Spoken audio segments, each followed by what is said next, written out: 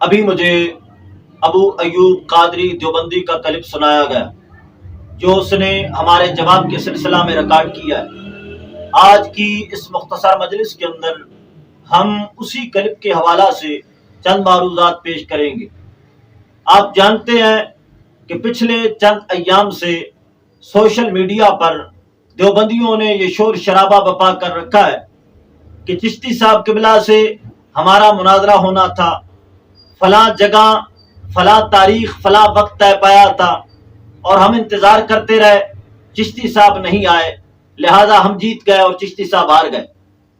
پچھلے کلپ کے اندر میں نے عرض کی تھی کہ ہمیں اس مناظرہ کے حوالہ سے ذرا برابر بھی علم نہیں ہے اور ہماری دیوبندیوں کے ساتھ مناظرہ کے حوالہ سے کوئی بھی بات چیت طے نہیں ہوئی ہے، اور میں نے حلفیہ بیان دیا تھا کہ ہمیں تو اس مناظرہ کے حوالہ سے ذرا برابر علم تک نہیں ہے، لیکن ابو ایوب قادری نے کہا نہیں جی چشتی صاحب جھوٹ بول رہے ہیں، ہماری ان سے بات چیت طے ہوئی تھی، دن طے ہوا تھا، وقت مقرر ہوا تھا، چشتی صاحب نہیں آئے، لہذا ہم انتظار کرتے رہے، ہم جیت گئے اور چشتی صاحب ہار گئے۔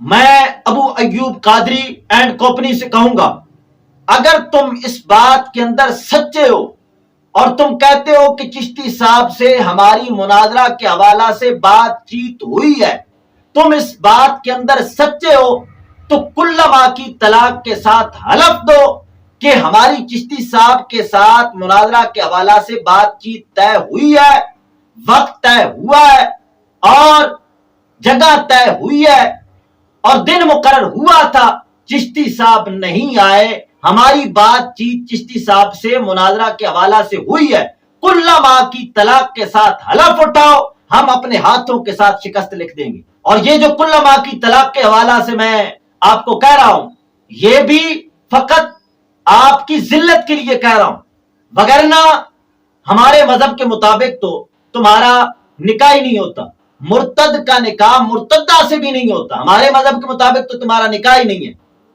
میں نے پچھلے کلپ کے اندر وضاحت کی تھی کہ ہماری مناظرہ کے حوالہ سے بالکل دیوبندیوں سے کوئی بھی بات چیت طے نہیں ہوئی۔ جب ہمیں علم ہوا کہ دیوبندی اس طرح کا مناظرے کا ایک ڈگوسلا بنا کر خود ہی فاتح بننے کی شوق رکھے بیٹھے ہیں، تو لہذا ہم نے فوراً تعاقب کیا اور ہم نے کلپ جاری کیا کہ اس طرح جھوٹ موٹ کی کوئی ضرورت نہیں ہے، اگر تمہیں مناظرہ کا شوق ہے تو لہذا ہم مناظرہ کے لیے تیار بیٹھے۔ عابد وڑائچ کا میں نے کلپ سنا ہے، اس کے اندر اس نے خود اقرار کیا کہ چشتی صاحب اگر ہم سے عبارات اکابر پر مناظرہ کرنا چاہتے ہیں تو ہم عبارات اکابر پر بھی مناظرہ کرنے کے لیے تیار ہیں۔ اس نے عبارات اکابر سب کی بات کی ہے، لیکن ہم نے فقط ایک کتاب کا چناؤ کیا، تمہارے گرو کی کتاب تحذیر الناس، اس پر مناظرہ ہوگا، لیکن ایک شرط ہم نے رکھی کہ پہلے تم اپنے اس گرو کی کتاب کی وضاحت کرو کہ مسئلہ ختم نبوت کے حوالے سے تمہارے اس گرو نے اس کتاب کے اندر کیا لکھا ہے، پہلے اس کی وضاحت کرو، پھر میدان کے اندر اترو، ہم اس موضوع پر تمہارے ساتھ مناظرہ کرنے کے لیے تیار بیٹھے۔ جب کائنات دیوبند نے چشتی صاحب قبلہ کی یہ للکار سنی تو ان کی تو نیند حرام ہو گئی، وہ ایک دوسرے کے ساتھ سر جوڑنے لگے، یار کیا کیا جائے، اگر چشتی صاحب قبلہ کے ساتھ اس مسئلہ پر بحث مباحثہ ہو جاتی ہے، مناظرہ ہو جاتا ہے تو ہمارے تو سارے کے سارے سیاہ کارنامے سامنے آ جائیں گے۔ آج تک تو ہم محافظ ختم نبوت بنتے رہے اور ختم نبوت کے حوالے سے کانفرنسیں منعقد کرتے رہے، لیکن اگر اس مسئلہ پر مناظرہ ہو جاتا ہے تو لوگ تو پہچان لیں گے یہ تو خود ڈاکو تھے، ختم نبوت پر حملہ کرنے والے تھے، مرزا غلام احمد قادیانی کو نبوت کے لیے راستہ بنا کر دینے والے یہ ہیں۔ ان کے اسماعیل دہلوی نے دقت الایمان کے اندر یہ لکھا تھا کہ اگر اللہ تعالیٰ چاہے حضور اکرم صلی اللہ تعالیٰ علیہ وسلم کے بعد کروڑوں محمد پیدا کر ڈالے، اور ان کے قاسم ننوتوی نے تحذیر الناس کے اندر لکھا اگر حضور اکرم صلی اللہ تعالیٰ علیہ وسلم کے بعد کوئی اور نبی پیدا ہو جائے تو ختم نبوت میں کچھ فرق نہیں آتا. یہ لکھتا ہے اگر بالفرض بعد زمانہ نبی صلی اللہ تعالی علیہ وسلم کوئی نبی پیدا ہو تو پھر بھی خاتمیت محمدی میں کچھ فرق نہ آئے گا. چینج آئے کہ آپ کے معاصر کسی اور زمین میں یا فرض کیجیے اسی زمین میں کوئی اور نبی تجویز کیا جائے. یہ صفحہ نمبر 25 پر لکھ رہا ہے. مرزا غلام احمد قادیانی کو نبوت کا راستہ بنا کر دینے والے یہ ہیں. انہوں نے کہا کہ حضور اکرم صلی اللہ تعالی علیہ وسلم کے بعد کوئی نبی آ جائے تو ختم نبوت میں ذرا برابر بھی فرق نہیں آتا. تو پھر مرزا غلام احمد قادیانی نے نبوت کا دعویٰ کیا, کہا کہ اگر کوئی نبی آ جائے تو فرق نہیں آتا, لہذا میں آ گیا ہوں, مانو. مرزا غلام احمد قادیانی کو نبوت کے لیے راستہ بنا کر دینے والے دیوبندی ہیں, اور انہوں نے راستہ اس کے لیے نہیں بنایا تھا, یہ تو خود کچھ کرنا چاہتے تھے, لیکن ان کے دادا انگریز نے ان کے ساتھ زیادتی کی ہے. یہ جب میدان بنا چکے تو ان کے دادا انگریز نے ایک اور گرو کو میدان کے اندر پھینک دیا اور ان کا بنایا ہوا میدان ان کے ہاتھ سے چھین لیا گیا. مرزا غلام احمد قادیانی کو نبوت کا راستہ بنا کر دینے والے یہ ہیں. اب ان کو پتا ہے اگر اس مسئلہ پر چشتی صاحب قبلہ سے ہمارا مناظرہ ہو جاتا ہے تو ہمارے تو سارے کے سارے سیاہ کرنامے لوگوں کے سامنے ہو جائیں گے. اس وجہ سے اب یہ بھاگنے کے لیے راستہ تلاش کر رہے ہیں. انہوں نے کہا جی نہیں, اب چشتی صاحب کو شکست ہی ماننی ہوگی, چونکہ پہلے ہمارا دن مقرر ہوا تھا, تاریخ مقرر ہوئی تھی, چشتی صاحب نہیں آئے, لہذا ہم جیت گئے اور چشتی صاحب ہار گئے, اب چشتی صاحب کو شکست ہی ماننی ہوگی. اے ابو ایوب قادری, اب تمہیں بھاگنے کا موقع نہیں دیا جائے گا. اس مسئلہ پر اب دیوبندیوں کو ہمارے ساتھ مناظرہ کرنا پڑے گا, لہذا ہماری شرط پوری کریے, اس کتاب کی وضاحت کریں اور پھر اترے میدان کے اندر, ہم تمہیں بتائیں گے کہ مناظرہ کیا چیز ہوتی ہے. آخر میں ابو ایوب قادری کے کلپ کے حوالے سے چند باتیں عرض کی جاتی ہیں. ابو ایوب قادری نے کہا کہ چشتی صاحب اکثر جھوٹ بولتے ہیں. کہتا ہے مجھ سے بات ہوئی تھی کسی مسئلہ کے حوالہ سے, اس وقت چشتی صاحب قبلہ نے اپنا نام عبد المغیث بتایا تھا. کہتا ہے یہ جھوٹ ہے. حالانکہ اس جاہل ابو جہل کو اتنا علم نہیں کہ چشتی صاحب کا وہاں پر اپنا نام عبد المغیث بتانا یہ توریہ جھوٹ نہیں ہے. اور توریہ یہ ہوتا ہے کہ ایسا کلام جس کے دو معنی ہوں, ایک معنی قریب والا اور دوسرا معنی دور والا. متکلم دور والا معنی مراد لے اور مخاطب قریبی معنی سمجھے, یا ایسا کلام جس کے دو معنی ہوں, ایک پوشیدہ معنی اور ایک ظاہری معنی. متکلم پوشیدہ معنی مراد لے اور مخاطب ظاہری معنی سمجھے, اس کو کہتے ہیں توریہ. وہاں پر چشتی صاحب قبلہ نے اپنا نام عبد المغیث بتایا تو وہ بطور توریہ تھا. عبد المغیث نام بتانا یہ کوئی جھوٹ نہیں ہے, عبداللہ نام بتانا یہ کوئی جھوٹ نہیں ہے. ہم اللہ کے بندے ہیں اور مغیث کے بندے ہیں, اس میں کون سا جھوٹ ہے؟ جھوٹ تو تب ہو تمہارے جیسا بندہ جو انگریز کے ڈالروں پر پلتا ہو اور انگریز کا بندہ ہو پھر کہے کہ میں خدا کا بندہ ہوں. جھوٹ تو اس کا بنتا ہے. ہم اللہ کے بندے ہیں, انگریز کے بندے نہیں ہیں. انگریز کا بندہ تو تمہارا اشرف علی تھانوی تھا جو انگریز سے 600 روپیہ ماہوار اس دور میں لیتا تھا, اور انگریز کے بندے آپ کے یہ تبلیغی جماعت کے بانی الیاس کاندروی تھے. مکالمت الصدرین کے اندر لکھا ہے کہ اس کو ماہانہ تنخواہ ملتی تھی انگریز کی جانب سے. یہ انگریز کے بندے ہیں, لیکن الحمدللہ ہم مغیث کے بندے ہیں, اللہ کے بندے ہیں. اپنے آپ کو ہم عبداللہ کہیں یا عبد المغیث کہیں تو یہ کوئی جھوٹ نہیں ہے. تو وہاں پر چشتی صاحب قبلہ نے بطور توریہ اپنا نام عبد المغیث بتایا, کیونکہ اس وقت اگر نام بتا دیا جاتا فضل احمد چشتی تو تمہارے اندر یہ جرت نہ ہو سکتی کہ چشتی صاحب کے سامنے کسی مسئلہ پر کلام کر سکتے. کیونکہ دیکھیے چشتی صاحب قبلہ کا ایک ویڈیو بیان آیا ہے تو آپ ویڈیو سے آڈیو کی جانب منتقل ہو گئے. ابھی جو آپ کا کلپ آیا ہے وہ آڈیو میں آیا ہے.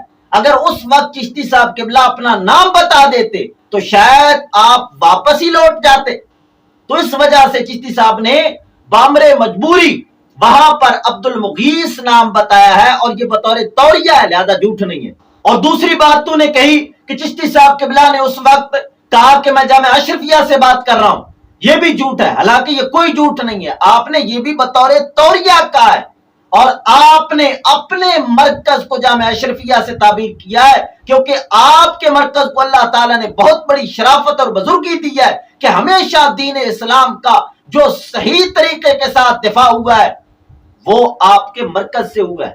ہمیشہ آپ کا مرکز خدا رسول اور دین کے تحفظ میں سرگرم رہتا ہے، تو لہذا اس اعتبار سے آپ نے اپنے مرکز کو جامعہ اشرفیہ سے تعبیر کیا ہے۔ اور تیسری بات تو نے کہی کہ چشتی صاحب قبلہ نے اس وقت اپنے آپ کو کہا ہے کہ میں طالب علم ہوں، یہ بھی جھوٹ ہے، حالانکہ یہ کوئی جھوٹ نہیں ہے۔ عالم ہوتا ہی وہ ہے جس کے اندر ہر وقت علم کی طلب رہے، جس کے اندر سے علم کی طلب ختم ہو جائے وہ عالم ہوتا ہی نہیں ہے۔ تو لہذا یہ تیرا کہنا کہ چشتی صاحب قبلہ نے ان مقام پر جھوٹ بولا ہے، یہ جھوٹ نہیں ہے، توریہ ہے، اور توریہ جھوٹ نہیں ہوتا، اور توریہ کوئی گناہ نہیں ہوتا۔